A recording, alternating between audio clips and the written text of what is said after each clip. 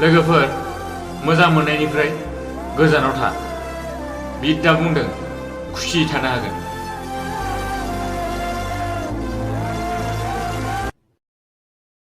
मानसिया बुङो जे फैसा थाखाजों गासिबो बुस्थुखौ बायनो हाया। नाथाय दा जुगा ओरैबायदि सोलायबाय जे जेब्ला नोंनि आखायाव फैसा थागोन अब्लासो नोंजों मोजां मोननायबो थागोन आरो लोगोफोरबो थागोन।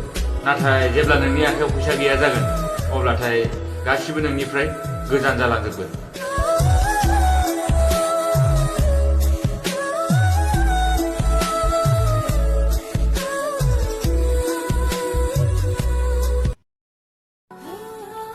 आंखौ गाज्रि होननानै गारनानै थांग्रा आंनो बिदि नाङा।